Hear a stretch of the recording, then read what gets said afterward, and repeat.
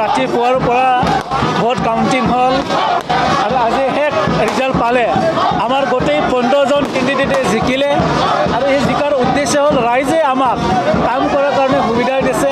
সমবায় সমিতিটো যাতে উন্নয়ন হয়, নিৰীহ আৰু গৰীব মানুহে যাতে চাউল ভালখিনি পায়, সেইখিনি আমি সেইকাৰণে সকলো ৰাইজক ভোট দিয়াসকলক মই ধন্যবাদ জনাইছোঁ আৰু আমাৰ জিলা পৰ্যায়ৰ চেণ্ট্ৰেল কমিটিৰ নেতাসকলকো মই ধন্যবাদ জনাইছোঁ। তেখেতসকলে দিনে ৰাতি কাম কৰাৰ কাৰণে আমি জিকিবলৈ সক্ষম হ'লোঁ। সেইকাৰণে অনাগত দিনত জলশ্ৰী সমবায় সমিতিখন উন্নয়ন কৰাৰ ক্ষেত্ৰত বডি যিহেতু ফৰ্ম কৰিব তেখেতলোকে কাম কৰি যাব। এই গাম্বাৰী বিলতো আমি চেঞ্চুৰী মাৰিব, কুচুগাঁৱত হ'ব, কুচুগাঁৱতো আমি চেঞ্চুৰী মাৰিব। কিন্তু আমাৰ চৰকাৰ ৰাইজে আমাক বিশ্বাসত লৈছে যে ৰাইজে সঁহাৰি জনাইছে যে UPPৰ দ্বাৰা দি BTR অঞ্চলৰ উন্নয়নৰ সম্ভৱ হ'ব আৰু উন্নয়নৰ লক্ষ্যটো তেওঁলোকে ৰাইজে বুজি পাইছে। সেইকাৰণে সকলো ৰাইজক মই আকৌ এবাৰ ধন্যবাদ জনাইছোঁ। আপোনালোকে বিপুল ভোট দি জয়যুক্ত কৰাৰ কাৰণে সকলোকে মই UPPL হৈ ধন্যবাদ জনাইছোঁ। বৰ্তমানলৈকে প্ৰায় নিৰ্বাচন হ'ল 7টাই আমি জিকি আছোঁ আৰু জিকিম।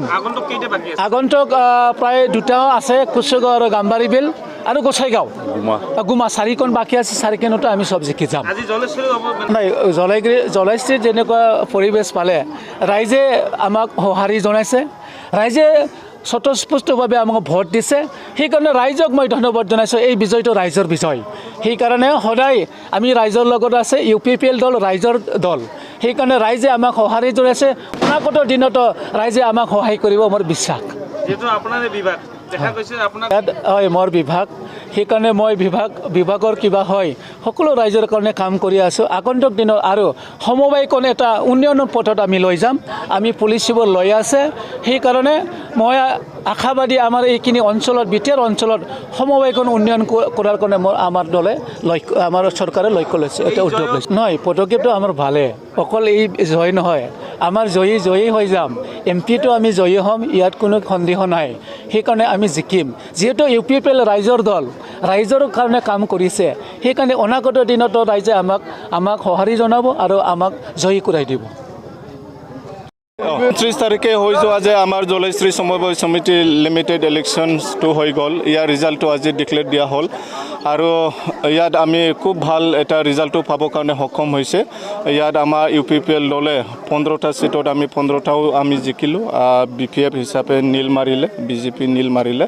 চ' এইটো আমি ইয়াৰ মূল কাৰণটো হ'ল যে যোৱা 17 বছৰত BPF গোটেইবিলাক মানে সমবায় সমিতিবিলাক তেখেতসকলে নিজৰ কব্জাত ৰাখিছিলে আৰু তেখেতসকলৰ যি চেয়াৰমেন মেম্বাৰ তেখেতসকলে ৰাইজৰ হৈ পেলাই তেনেকুৱা কাম কৰি দিয়া নাই, যাৰ কাৰণে মানে ৰাইজে অসন্তুষ্ট হৈ পেলাই এটা পৰিৱৰ্তন বিচাৰি এটা UPPL দলৰ যিমানবিলাক আমাৰ ইয়াত মানে ইলেকশ্যনত অংশগ্ৰহণ কৰিলে তেখেতসকলক ভোট দি পেলাই জয়যুক্ত কৰালে।